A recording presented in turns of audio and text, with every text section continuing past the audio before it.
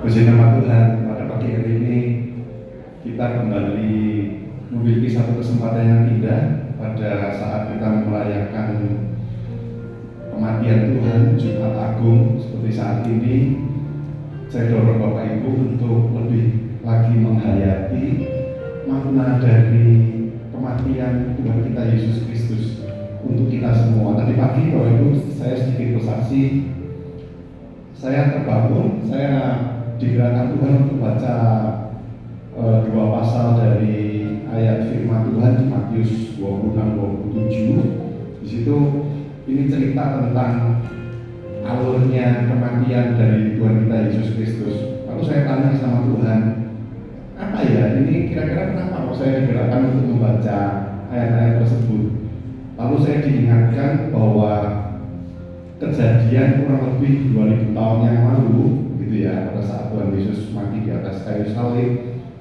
Kalau kita tarik Bapak Ibu, tadi saya lihat beberapa referensi, itu kurang lebih 15 abad yang lalu gitu ya, 15 abad 2000 tahun yang lalu. Berarti kalau sekarang mungkin sudah ribuan tahun yang lalu ya, maksudnya sebelumnya Tuhan Yesus.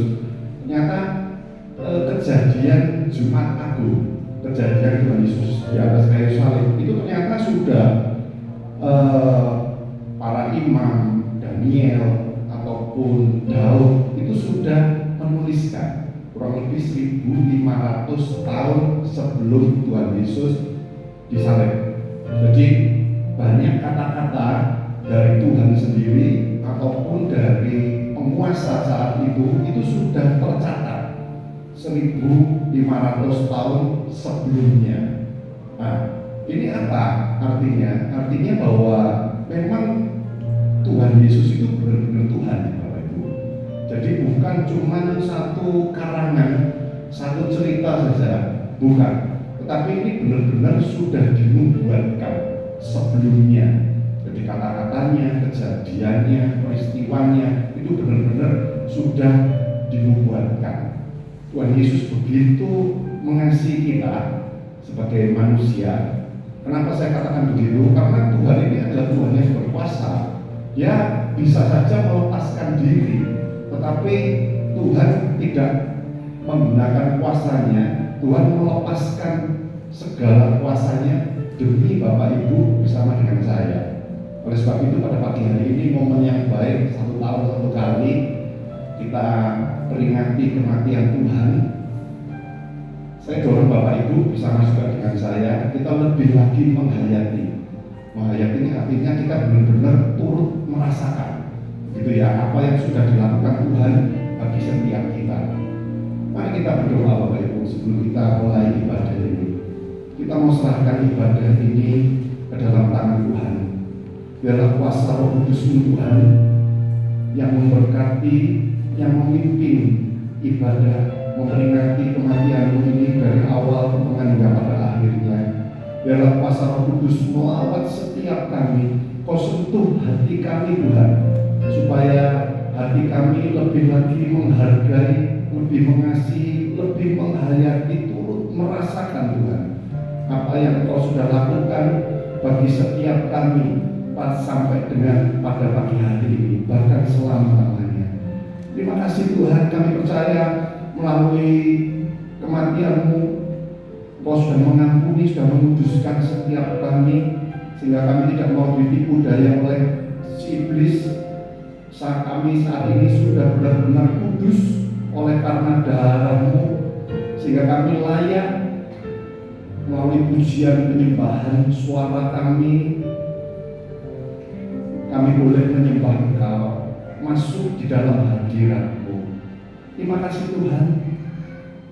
Setiap kami hamba-hamba-Mu, Tuhan persatukan kami, sehingga kami boleh bersama-sama dengan jemaat bersatu juga, satu hati, satu roh, kami masuk di dalam penyembahan.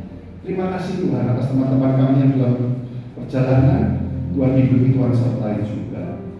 Kami percaya Tuhan sekali lagi ruangan ini, hati kami, diri kami sudah ada di dalam penguasaan Tuhan Yesus. Di dalam nama Tuhan Yesus kami sudah alasan doa kami. Haleluya.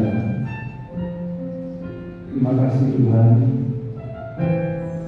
Hanya Engkau satu-satunya di hidup kami, sehingga kami boleh beroleh hidup yang baru, hidup yang penuh sukacita, hidup yang penuh dengan kekudusan. Haleluya. Terima kasih Tuhan.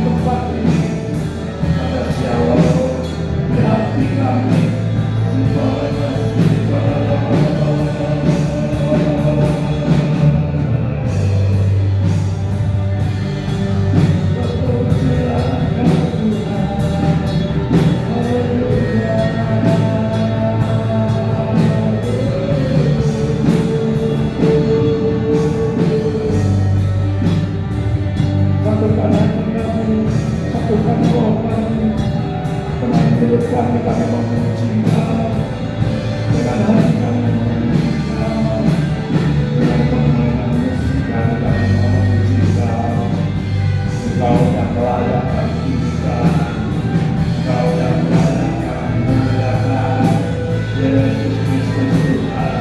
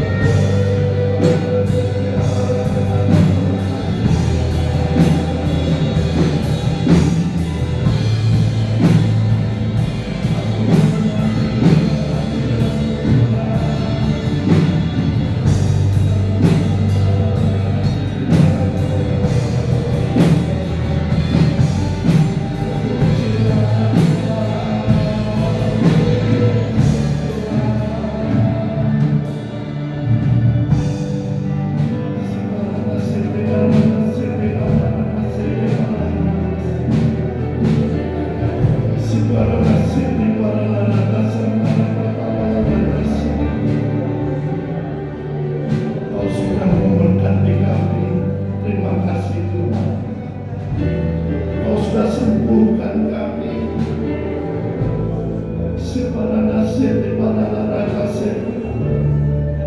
Kau sudah pulihkan kami.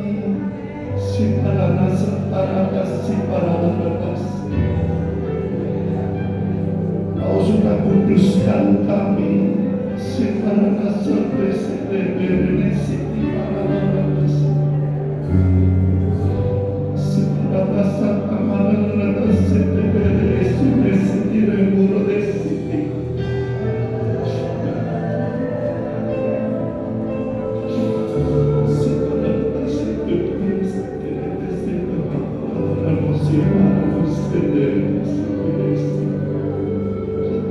Berikan kata-kata pujian yang baru untuk menyembah-Mu Tuhan, untuk bermasmur bagi nama-Mu.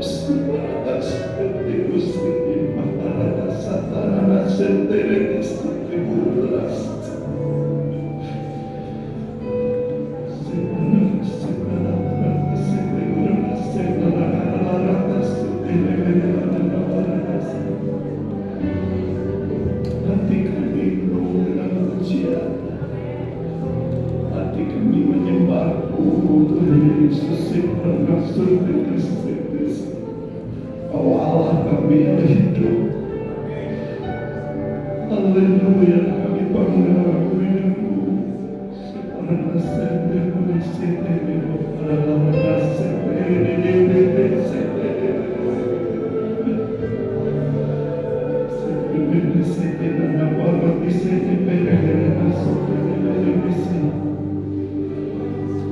Oh haleluya, pujilah nama-Mu.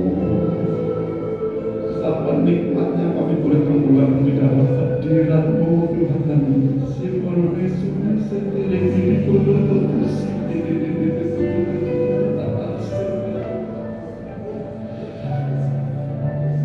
Pujilah nama-Mu Yesus Tuhan, Yesus Tuhan. Haleluya.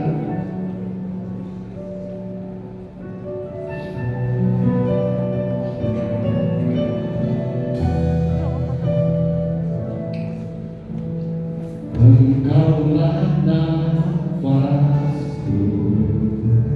katakan Engkaulah sumberku. Engkaulah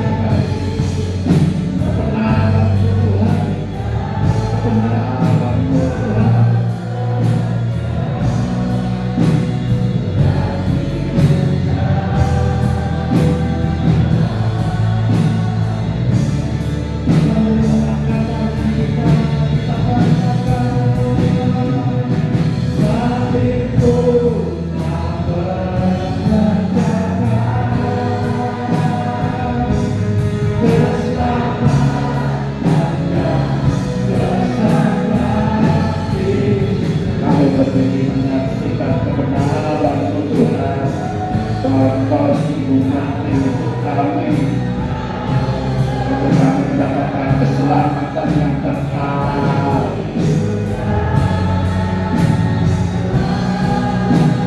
Mari kita angkat tangan kita, Bapak Ibu. Kita katakan salib telah mengerjakan Tuhan.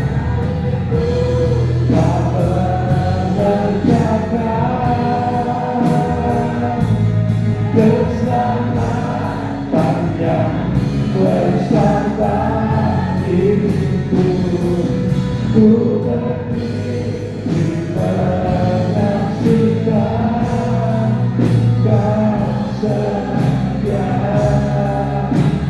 dan hidupkan.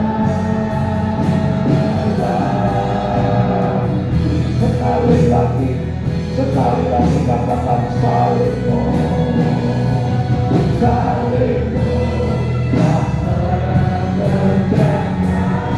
Amin Tuhan. Terima kasih atas keselamatan yang Kau berikan. Terima kasih Tuhan.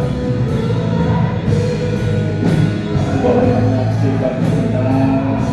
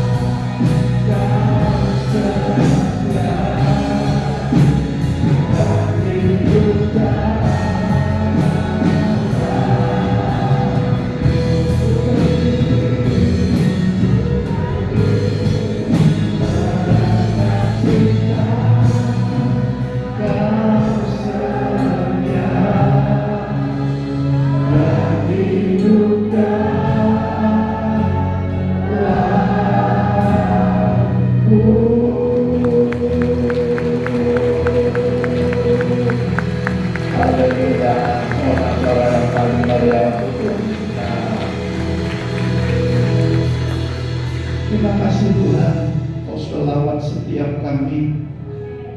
Ada shalom Tuhan di dalam hati kami. Ada sukacita di dalam hidup kami. Terima kasih atas lawatan-Mu. Terima kasih atas salib-Mu Tuhan. Kau sudah mengorbankan diri-Mu untuk setiap kami, sehingga kami boleh menerima keselamatan, menerima sukacita yang kekal daripada Engkau. Terima kasih Tuhan, di dalam nama Tuhan Yesus kami sudah alaskan doa dan ucapan syukur kami. Amin. Salam yang harus Allah Tuhan. Haleluya.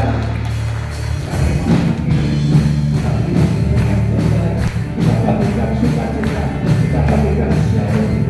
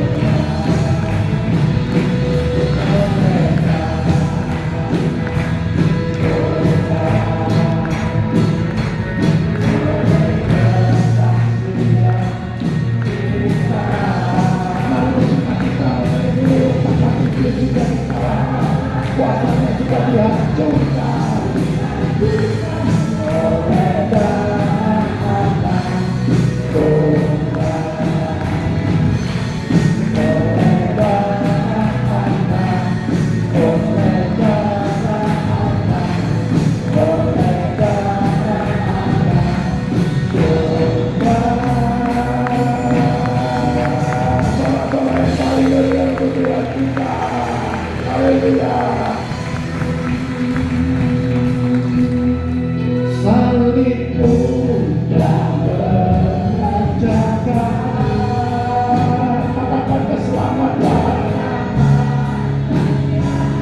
bersama diriku, ku berdiri menyaksikan kau setia. Katakan selalu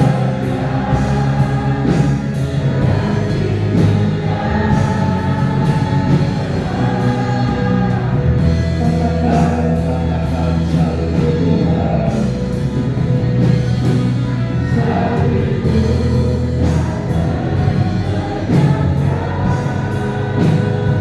berarti pemerintah firman Tuhan pada pagi hari ini Tuhan. Sehingga kami benar-benar menghargai apa yang Kau sudah kerjakan, apa yang Kau sudah lakukan dalam hidup kami.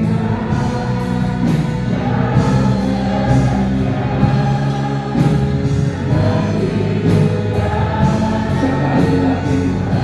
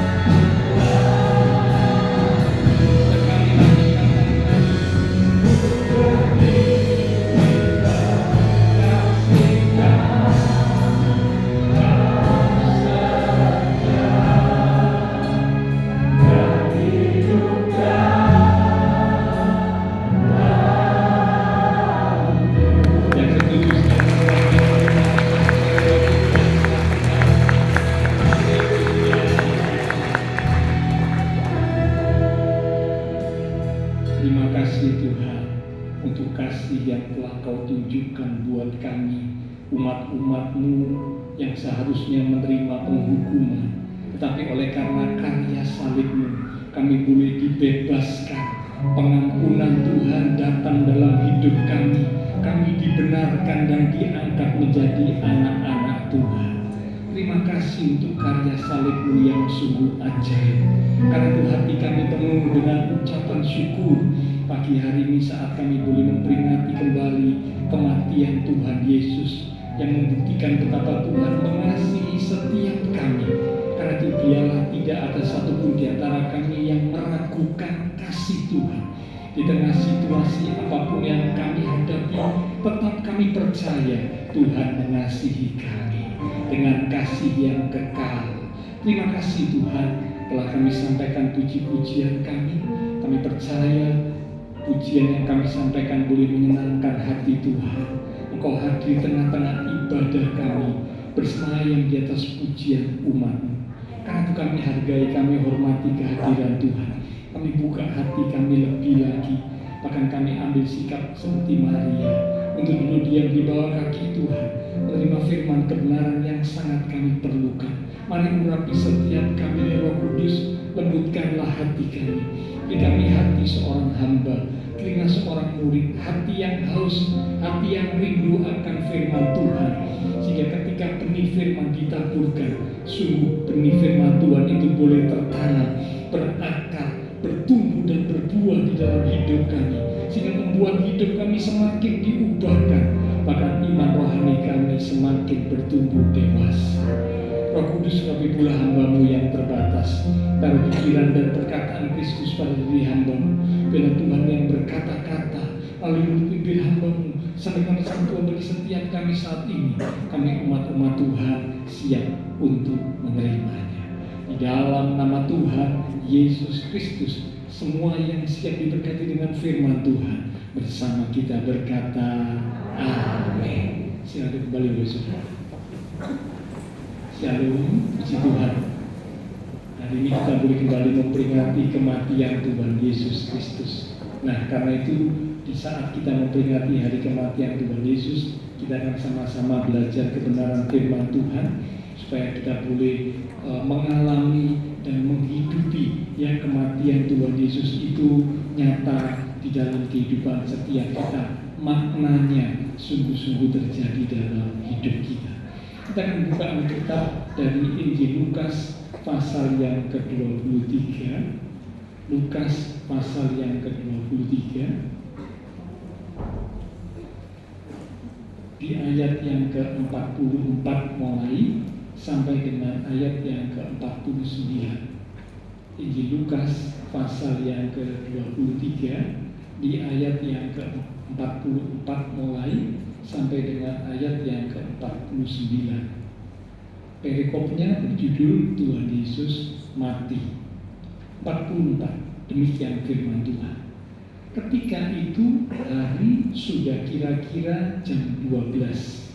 Lalu kegelapan meliputi seluruh daerah itu sampai jam 3, sebab matahari tidak bersinar dan tabir bait suci terbelah dua.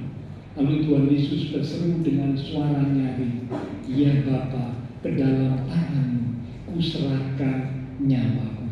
Dan sesudah berkata demikian, ia menyerahkan nyawanya. Ketika kepala pasukan melihat apa yang terjadi, ia memuliakan Allah, katanya, "Sungguh orang ini adalah orang benar." Dan sesudah seluruh orang banyak yang datang berkerumun di situ untuk tontonan itu, melihat apa yang terjadi itu, pulanglah mereka sambil memukul-mukul diri. Semua orang yang mengenal Tuhan Yesus dari dekat, termasuk perempuan-perempuan yang mengikuti Dia dari Galilea, berdiri jauh-jauh dan melihat semuanya itu. Amin. Nah, Bapak Saudara, pada pagi hari ini sebelum kita akan bersekutu dengan tubuh dan darah Tuhan untuk kembali mengingat karya salib Tuhan, kematian Tuhan yang ajaib buat kita, ada 3 hal yang akan kita belajar bersama pada pagi hari ini di ibadah memperingati kematian Tuhan Yesus. Yang pertama, kematian Tuhan Yesus terjadi karena Tuhan Yesus menyerahkan nyawanya. Sekali lagi, kematian Tuhan Yesus terjadi karena Tuhan Yesus menyerahkan nyawanya.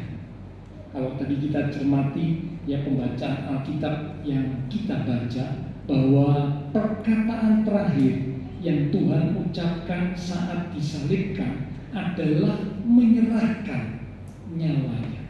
Itu diucapkan oleh Tuhan Yesus dengan suara yang nyaring, suara yang keras, bukan berbisik-bisik, tapi dengan suara yang nyaring. Berarti bisa didengar oleh orang-orang yang ada di sekitarnya. Ini merupakan perkataan yang luar biasa, ya.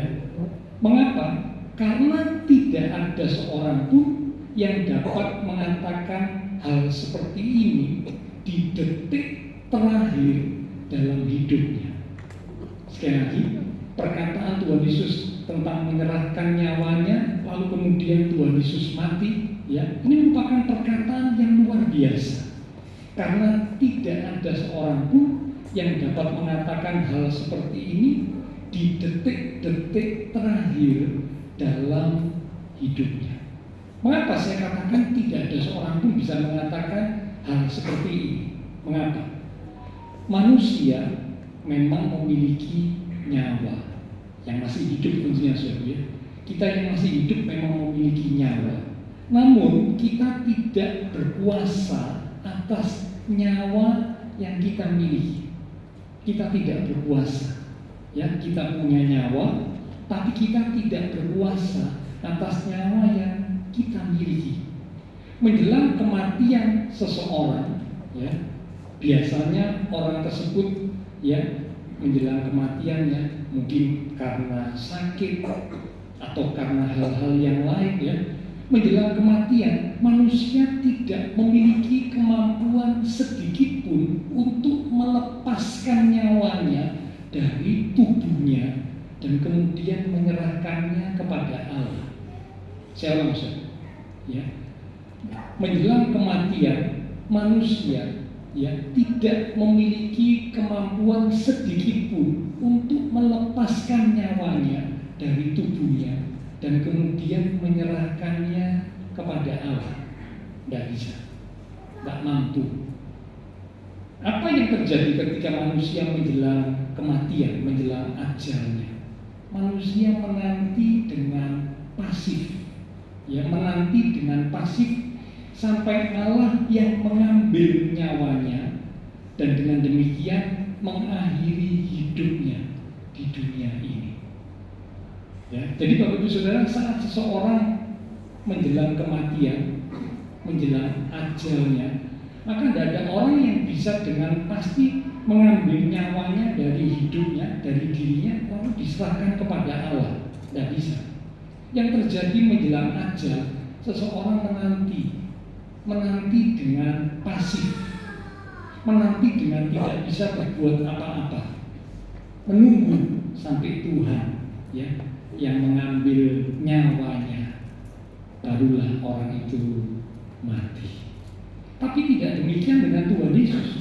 Tuhan Yesus punya kuasa penuh atas nyawanya, dan dengan sukarela Tuhan menyerahkan nyawanya kepada Allah Bapa.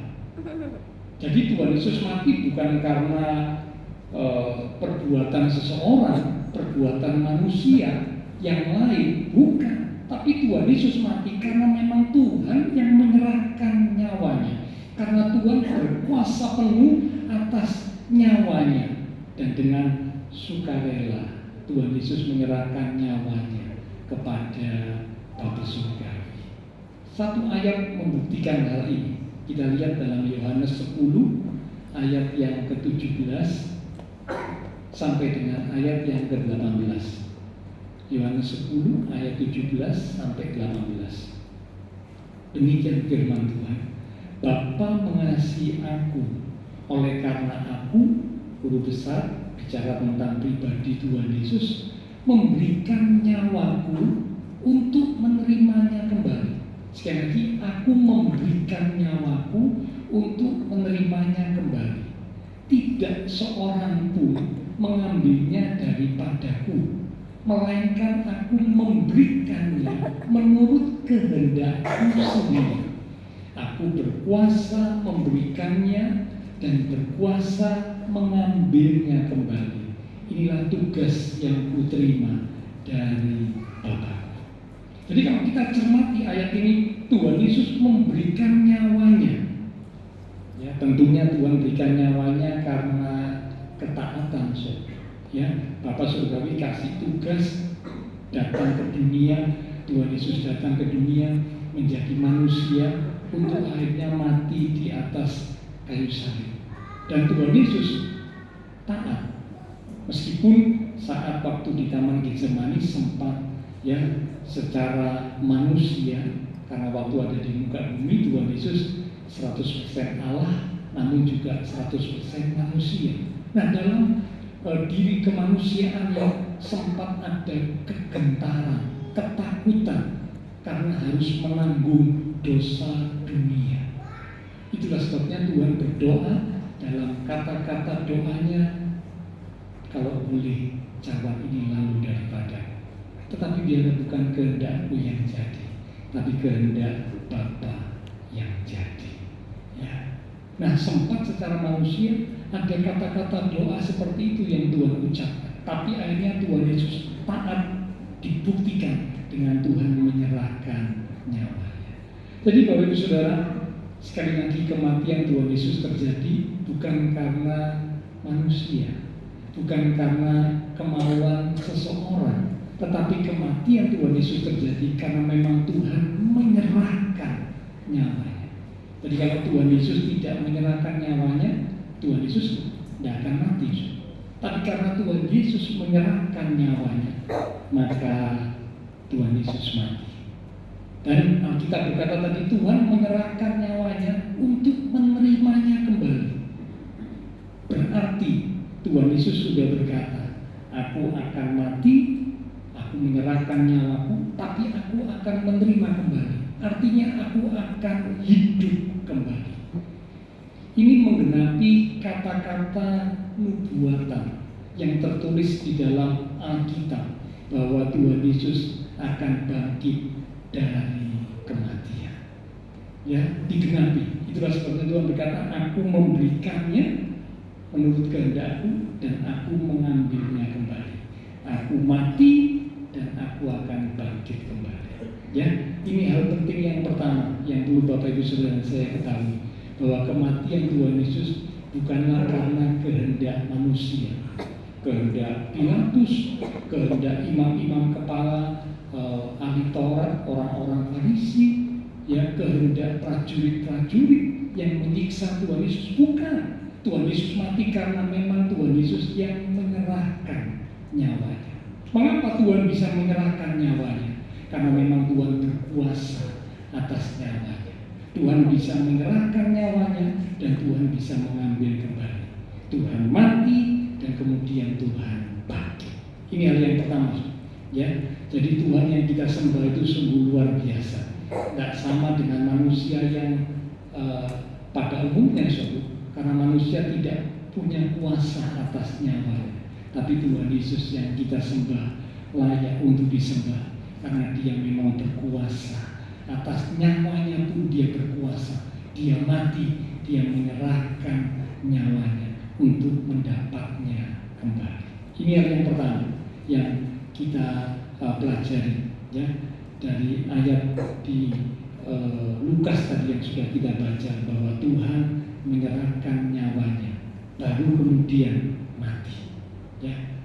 Hal yang kedua yang kita bisa belajar dari ayat-ayat yang sudah kita baca, ternyata saat-saat di sekitar kematian Tuhan Yesus yang dicatat dalam Injil Lukas 23 tadi, itu ada kejadian atau peristiwa-peristiwa yang luar biasa yang terjadi di sekitar kematian Tuhan Yesus. Ada beberapa peristiwa yang luar biasa yang ditulis oleh Injil Lukas.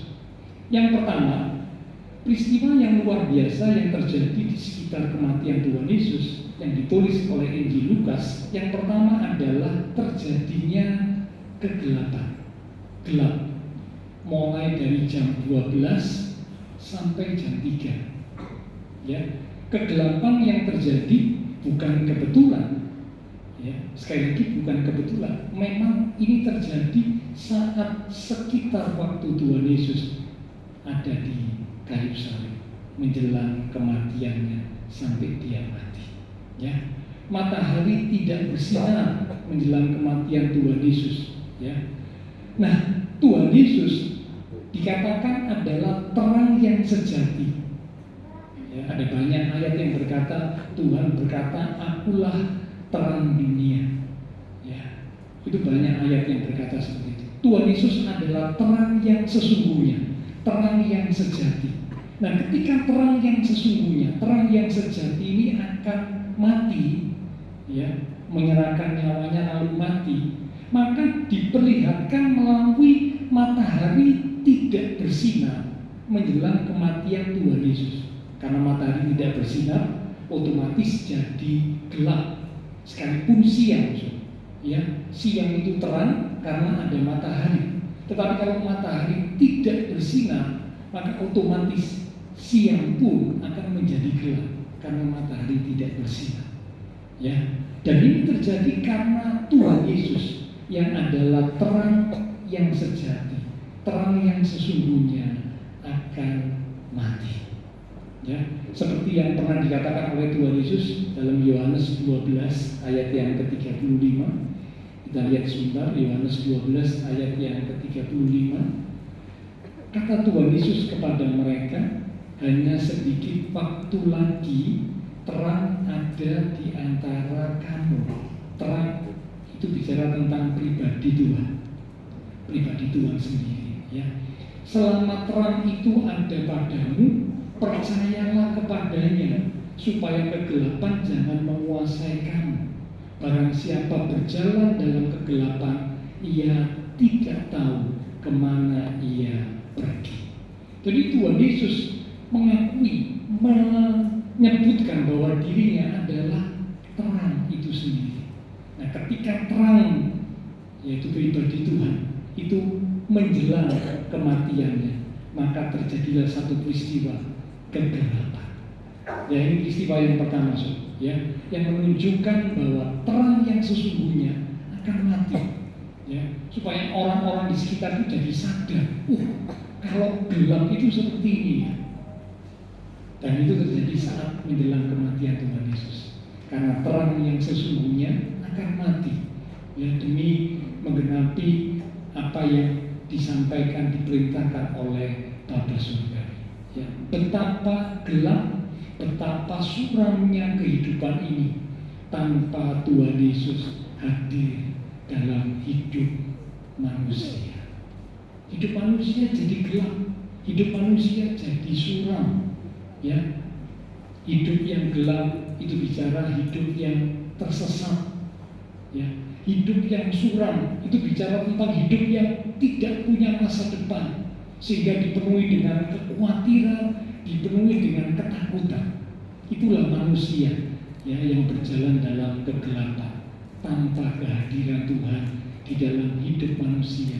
Maka manusia akan berjalan di dalam kegelapan dan kesuraman.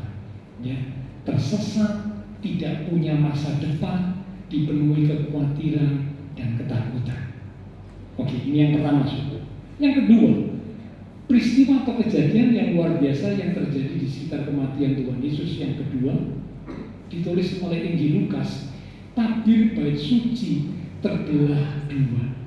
Tabir atau tirai ini merupakan penutup yang memisahkan, yang menutup antara ruangan kudus dengan ruangan maha kudus di bait Allah, di mana di ruangan maha kudus itu terdapat tabut perjanjian, peti perjanjian yang melambangkan kehadiran Allah. Itu tabut perjanjian ada di ruangan maha kudus, dan itu tertutup, terpisahkan oleh tirai, ya, tertutup, terpisahkan oleh tabir atau tirai yang memisahkan. Ketika Tuhan Yesus mati, maka tabir atau tirai yang memisahkan, yang menutup jalan menuju ke ruang Maha Kudus, tempat peti perjanjian berada, itu terbelah, terbuka. Ya. Kematian Tuhan Yesus membuka jalan ke ruang Maha Kudus, sehingga menyingkirkan pemisah antara Allah dengan manusia. Ya, dengan adanya kematian Tuhan, tirai yang menutupi, tabir atau tirai yang menutupi terbelah, sehingga jalan ke ruang Maha Kudus itu terbuka. Melalui kematian Tuhan Yesus, jalan ke ruang Maha Kudus terbuka, sehingga pemisah, ya, antara Allah dengan manusia itu disingkirkan. Ya, manusia tidak lagi berjauhan atau bermusuhan dengan Allah. Mengapa bermusuhan? Karena dosa. Semenjak manusia jatuh dalam dosa, hubungan manusia dengan Allah terputus. Manusia terpisah dengan Allah. Tetapi lewat kematian Tuhan Yesus, ya, maka manusia itu bisa kembali diperdamaikan, dipersatukan, dipertemukan dengan Allah. Itulah sebabnya tirai bait suci terbelah dua. Ini yang kedua, Saudara. Peristiwa yang luar biasa terjadi.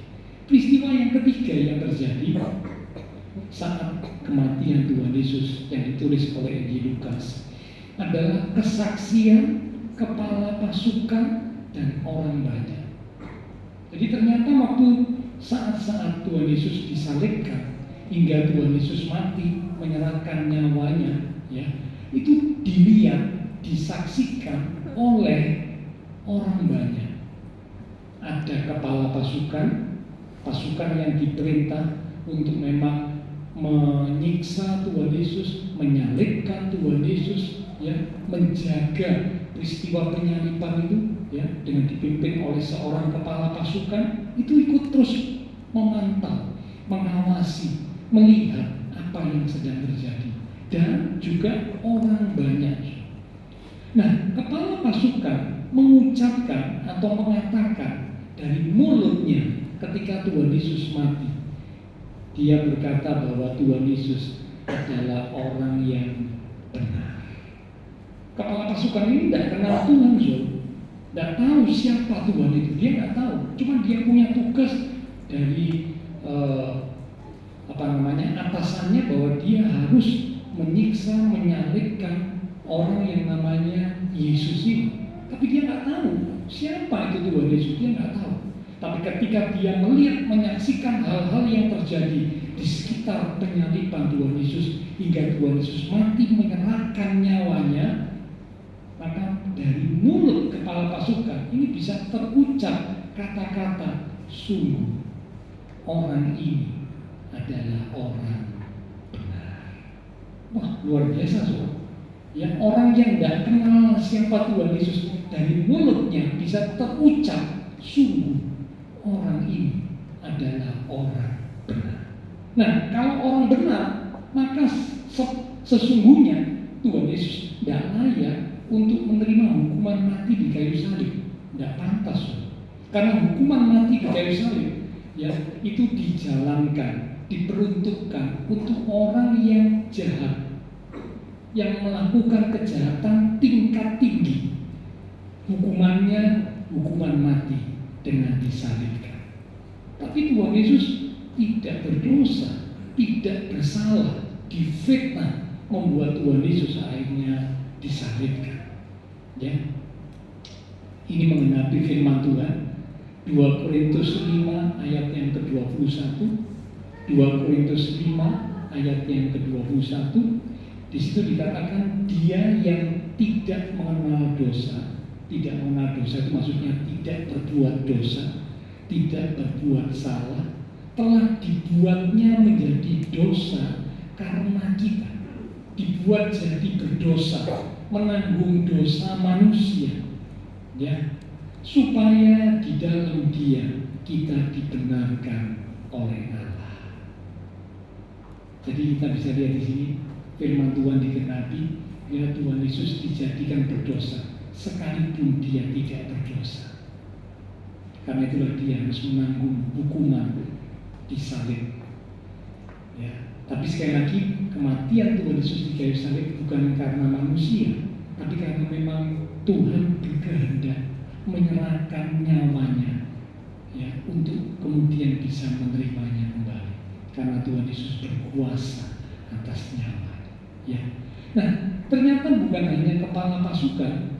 Kalau saudara melihat kalimat berikut di situ dikatakan orang banyak lain yang menyaksikan peristiwa penyaliban Tuhan Yesus ketika mereka pulang ke rumahnya masing-masing. Dicatat mereka pulang dengan memukul-mukul diri. Apa artinya memukul-mukul diri? Ini tanda bahwa mereka menyesal. Biasanya orang kalau sampai memukuli diri itu biasanya tanda bahwa menyesal. Aduh, aku kok lakukan begini ya? Aduh, aku kok salah ya? Lalu pukul-pukul diri. Nah, ini orang banyak ternyata seperti itu. Tanda bahwa mereka menyesal atas apa yang telah terjadi. Rupanya pada waktu Tuhan Yesus saat ditangkap, kemudian diadili, lalu disalibkan, orang banyak mengucapkan kata-kata hujatan, kata-kata olokan, ya, bahkan juga kata-kata yang mendukung, salibkan dia, mendukung supaya Tuhan Yesus disalibkan.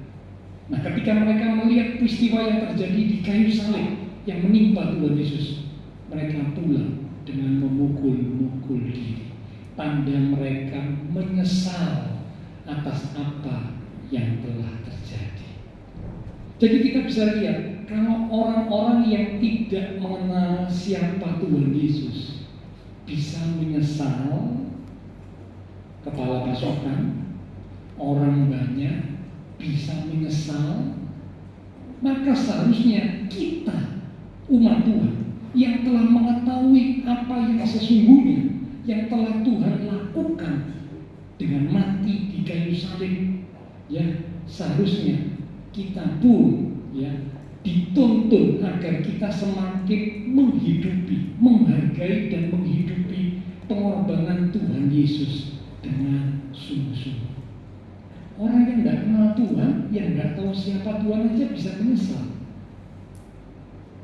Kalau kita umat Tuhan, ya menyadari hal ini, maka seharusnya melalui peristiwa kematian Tuhan Yesus, kita yang mengenal dan mengetahui apa yang Tuhan lakukan melalui kematian di kayu salib, itu membuat kita menyerahkan diri kita untuk dituntun oleh Tuhan, sehingga kita boleh semakin menghidupi pengorbanan Kristus itu sungguh-sungguh yang terjadi dalam hidup kita.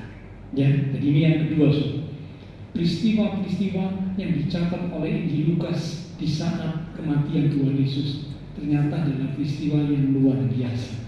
Mulai dari gelap karena matahari tidak bersinar, ya, yang mengingatkan bahwa terang yang sesungguhnya akan mati, itulah Tuhan Yesus.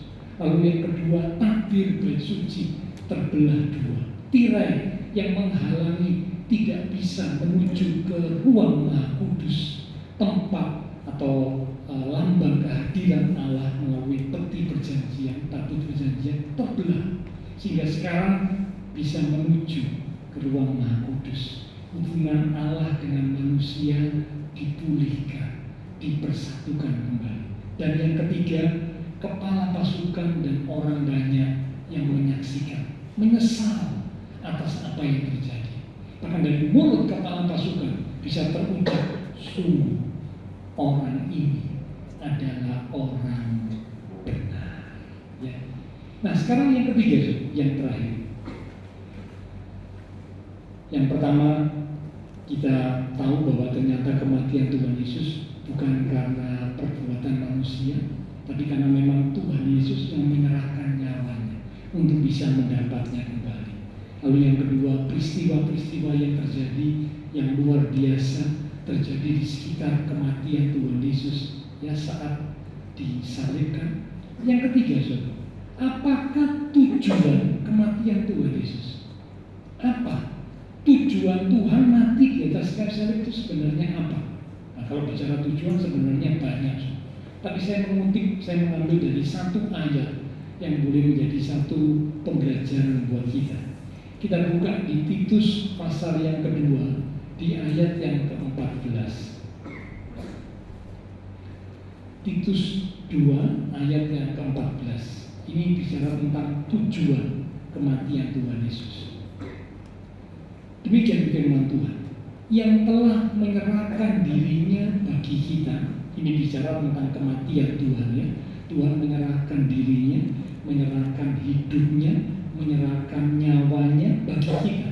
Untuk apa? Ini tujuannya, membebaskan kita dari segala kejahatan dan untuk menguduskan bagi dirinya suatu umat kepunyaannya sendiri yang rajin berbuat baik. Ternyata kalau kita baca dari Titus 2 ayat 14, paling tidak ada dua tujuan utama mengapa Tuhan Yesus mati untuk kita. Dua tujuan. Yang pertama, dikatakan membebaskan dari segala kejahatan. Dengan jalan apa? Tuhan mati. Kematiannya itu supaya kita manusia berdosa dibebaskan, ditebus dari dosa, sehingga kita beroleh pengampunan dan pembenaran. Tuhan Yesus menjadi tebusan bagi orang berdosa, bagi semua orang berdosa, termasuk saya dan Bapak Ibu. Bukankah kita ini, kalau mau jujur, kita ini manusia berdosa. Siapa orang yang tidak pernah berbuat dosa? Tidak ada, saudara. Ya. Hanya Tuhan Yesus sendiri yang tidak pernah berbuat dosa. Itulah sebabnya Tuhan Yesus mati, menyerahkan nyawanya, mati di kayu salib, menebus, menggantikan hukuman yang seharusnya ditujukan untuk kita manusia berdosa, ditanggung oleh Tuhan Yesus. Tuhan jadi penebus. Ya. Jadi hal yang pertama, tujuan Tuhan mati supaya kita dibebaskan dari segala kejahatan. Hidup kita tidak lagi dikuasai oleh kejahatan, tidak lagi diperbudak oleh kejahatan, tidak lagi diperhamba oleh kejahatan, tapi dibebaskan, dimerdekakan dari kejahatan. Ini tujuan yang pertama. Ya, jadi tujuan Tuhan Yesus mati buat kita supaya kita bebas, merdeka dari segala kejahatan, dari segala dosa. Ini yang pertama. Ya.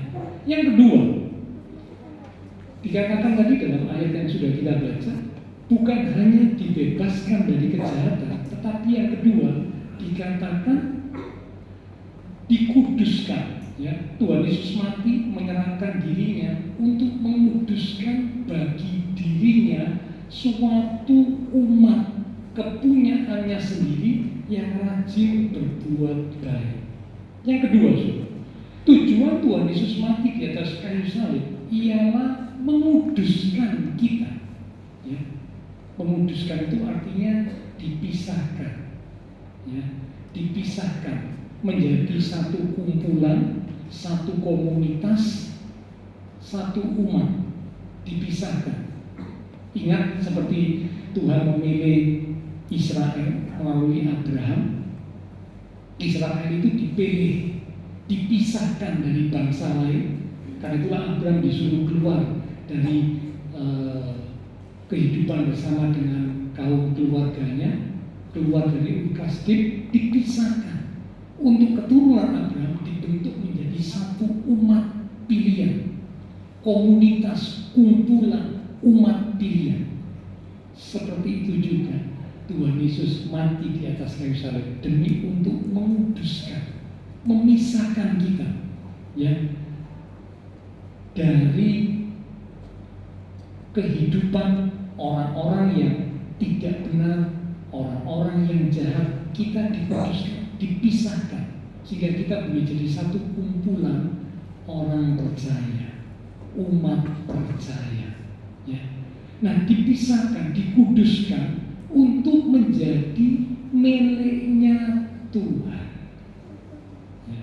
Itulah sebabnya di 1 Korintus 6 ayat yang ke-20, 1 Korintus 6 ayat 20 berkata, sebab kamu telah dibeli dan harganya telah lunas dibayar. Karena itu muliakanlah Allah dengan tubuh. Jadi Bapak Saudara, kita dikuduskan oleh Allah, ya, dengan satu tujuan supaya kita jadi milik Allah, umatnya Tuhan, punyanya Tuhan, kepunyaannya Tuhan sendiri. Lalu kemudian rajin berbuat baik, ya, rajin berbuat baik. Kristus mati menebus kita, hidup kita telah dibeli oleh darah Kristus yang mahal, sehingga hidup kita bukan lagi milik kita sendiri, tapi miliknya Tuhan. Kita jadi kepunyaannya Tuhan, kita jadi miliknya Tuhan.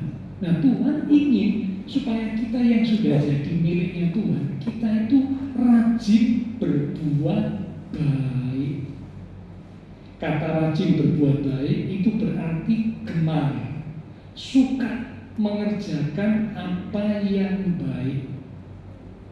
Kalau di Alkitab kita belajar, condongnya hati manusia itu kepada yang jahat.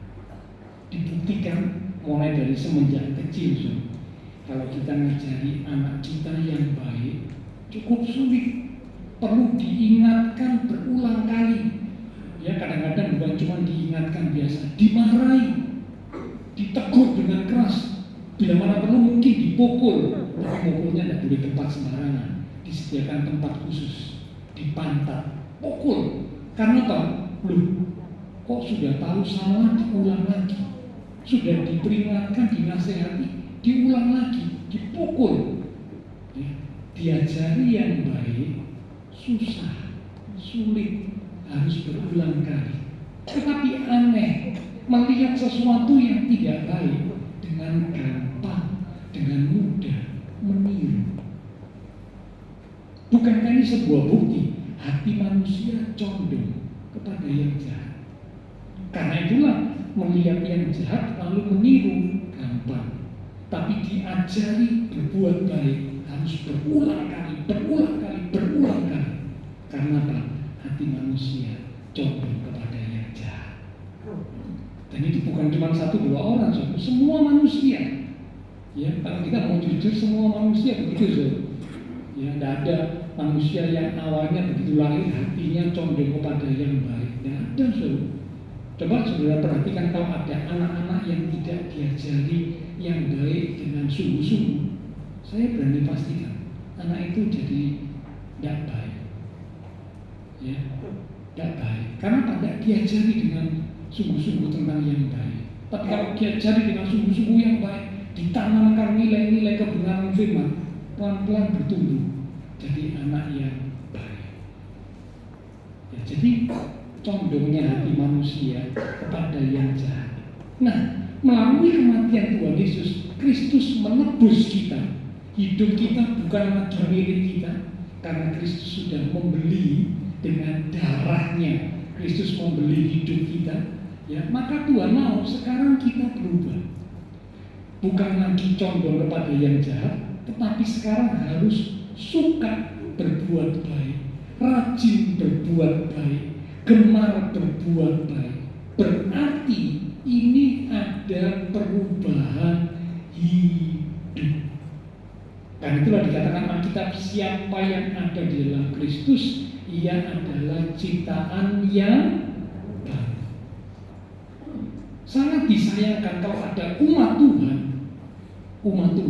menyebut dirinya umat Tuhan.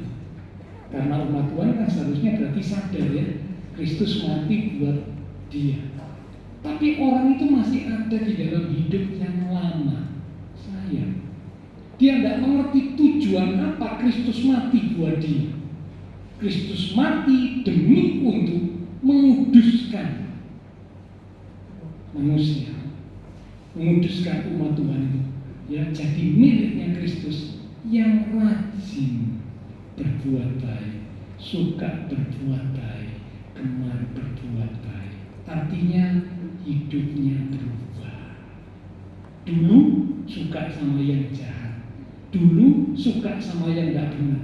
Sekarang berubah, suka berbuat baik, gemar berbuat baik. Berarti dalam diri orang ini punya hasrat, ya, punya hasrat untuk melakukan apa yang baik.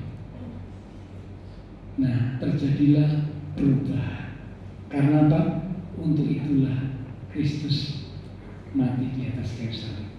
Nah, Bapak Ibu Saudara, bila melalui kebenaran firman Tuhan yang kita baca bersama pada pagi hari ini, kita boleh mengerti ternyata ada dua tujuan utama Kristus mati buat kita manusia.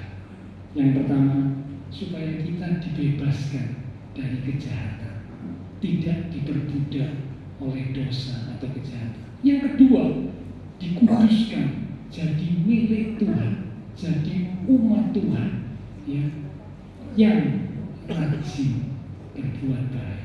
Berarti hidup diubahkan, ya, tidak lagi suka kepada yang tidak baik, tapi sekarang rajin, gemar berbuat baik. Nah, biarlah melalui kebenaran firman Tuhan yang kita terima bersama pada pagi hari ini, ya, sungguh boleh mengingatkan kita akan karya kematian Tuhan di atas kayu salib. Tuhan memang menghendaki dirinya mati. Itulah sebabnya dia menyerahkan nyawanya. Dia tidak berdosa, tapi dia dijadikan berdosa. Untuk siapa? Untuk kita manusia yang berdosa. Supaya dosa kita ditanggung, dipikul oleh Tuhan Yesus. kita dibebaskan dari segala kejahatan. Dan selanjutnya Tuhan ingin supaya kita rajin berbuat baik. Mari kita mendatang kepada Tuhan, kita siapkan hati kita. Untuk sebentar kita akan bersekutu dengan tubuh dan darah Tuhan. Lewat satu pujian kita katakan, bukan dengan barang fana engkau membayar dosa. Silakan pelayan mimbar dan pelayan berjamaah kudus untuk maju di depan. Bukan dengan barang fana kau membayar dosaku, dengan darah yang mahal, dengan darah yang mahal, tiada noda, tiada noda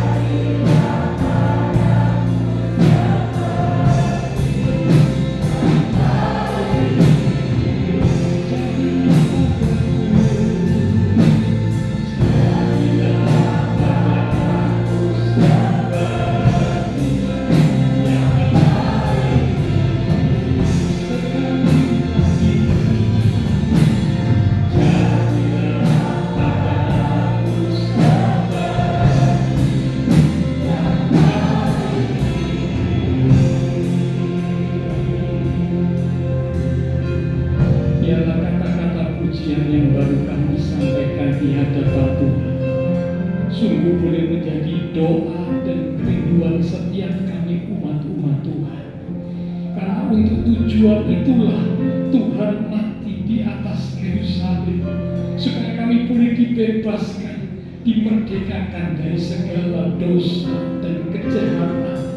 Selanjutnya Tuhan menguduskan kami menjadi umat Tuhan, menjadi miliknya Tuhan sendiri yang rajin berbuat baik. Kalau ada di dalam hidup kami hal-hal yang tidak benar, hal-hal yang tidak Tuhan sukai, yang masih kami lakukan, pagi ini Tuhan, biarlah firman Tuhan menegur dan mengingatkan kami, supaya kami tidak menyia-nyiakan karya salib Kristus buat kami. Dengan kami masih terus hidup di dalam dosa, padahal Kristus sudah mati menebus segala dosa kami.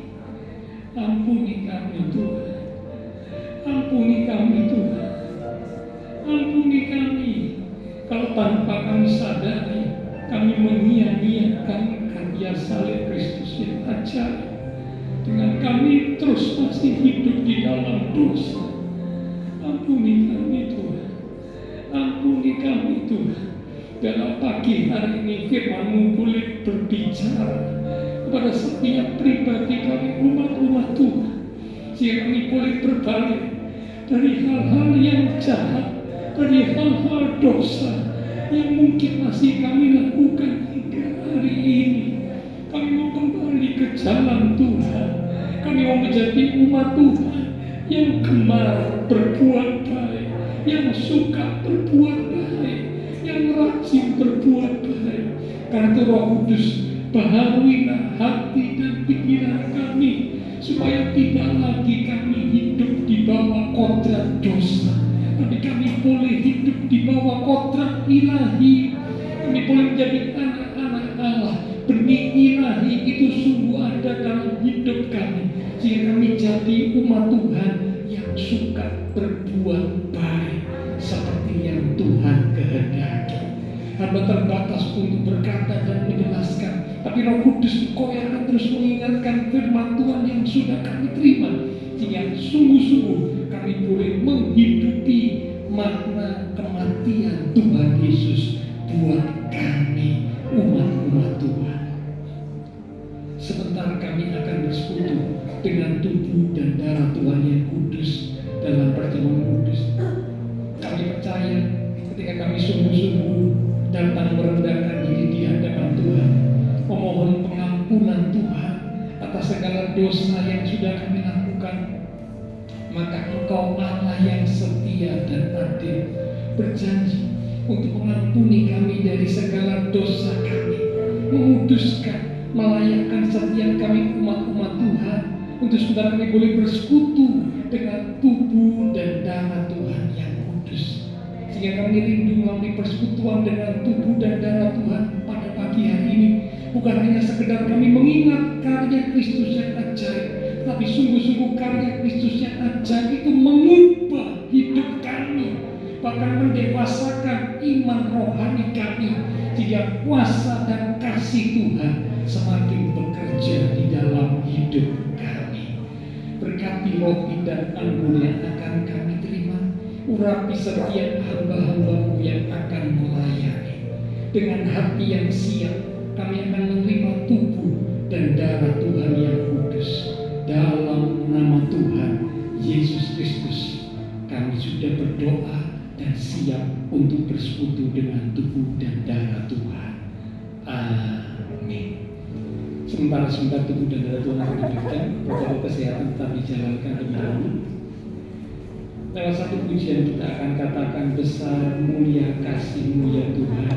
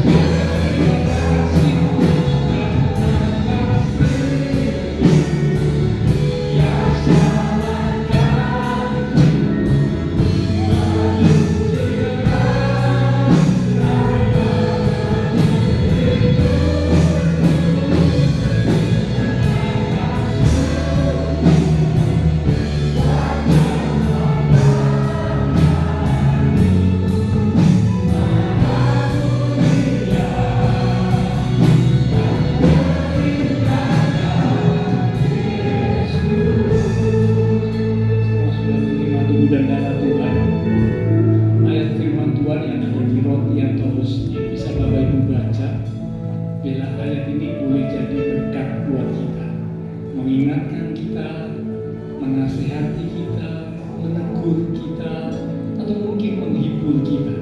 Tapi yang pasti firman Tuhan boleh jadi berkat buat kita. Kita siapkan diri kita untuk bersekutu dengan tubuh dan darah Tuhan.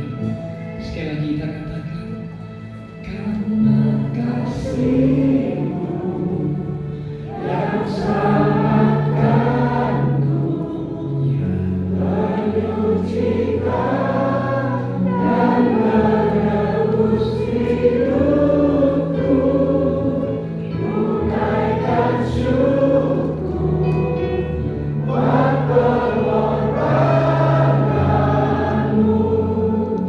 Maha mulia dan terindah Kau, Yesus. Sungguh benar Tuhan, kasih-Mu yang luar biasa telah Kau nyatakan buat kami manusia berdosa, sehingga kami boleh diselamatkan, dosa kami diampuni, bahkan kami diangkat menjadi anak-anak-Mu Tuhan. Terima kasih untuk karya salib-Mu yang ajaib bagi kami. Karena itu sebentar kami umat-umat Tuhan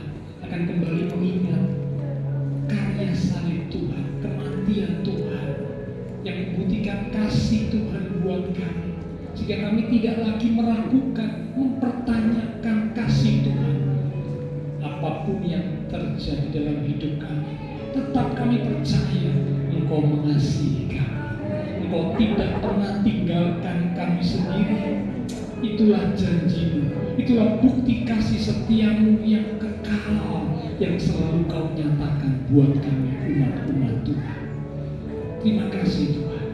Kami percaya kebenaran kekudusan Tuhan telah melingkupi setiap kami umat Tuhan dan melayakkan kami untuk sebentar kami boleh bersekutu dengan tubuh dan darah Tuhan yang kudus. Sekarang dengan hati yang siap, segenap pikiran tertuju kepada korban Kristus di atas kayu salib, kami umat-umat Tuhan siap untuk bersekutu dengan tubuh dan darah Tuhan.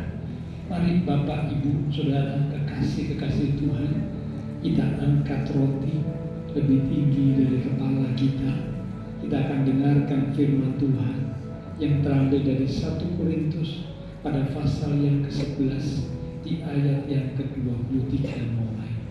Demikian firman Tuhan berkata, sebab apa yang telah kuteruskan kepadamu telah aku terima dari Tuhan, yaitu bahwa Tuhan Yesus pada malam waktu Ia diserahkan mengambil roti, dan sesudah itu Ia mengucap syukur atasnya. Ia memecah-mecahkannya dan berkata, inilah tubuhku yang diserahkan bagi kamu.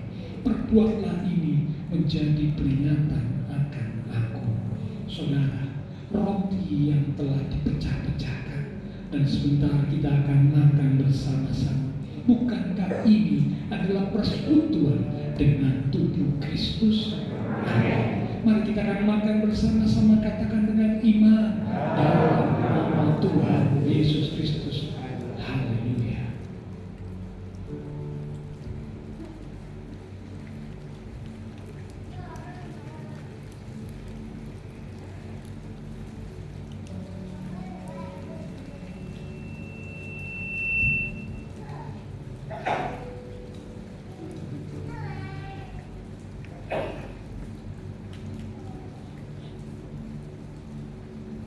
Terima kasih Tuhan.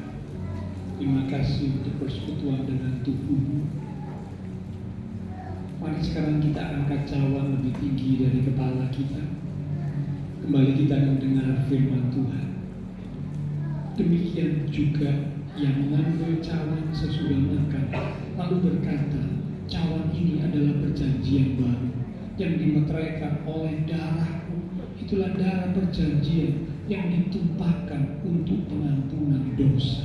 Perbuatlah ini setiap kali kamu meminumnya menjadi peringatan akan aku. Saudara, cawan yang telah kita mintakan berkat atasnya, dan sebentar kita akan minum bersama-sama.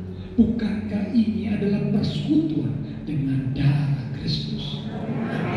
Mari kita akan minum bersama-sama, katakan dengan iman dalam nama Tuhan Yesus Kristus. Haleluya.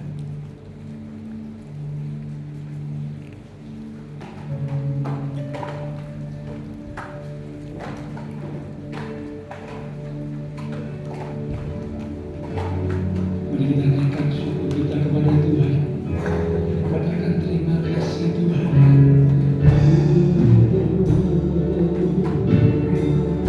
Kami bersyukur.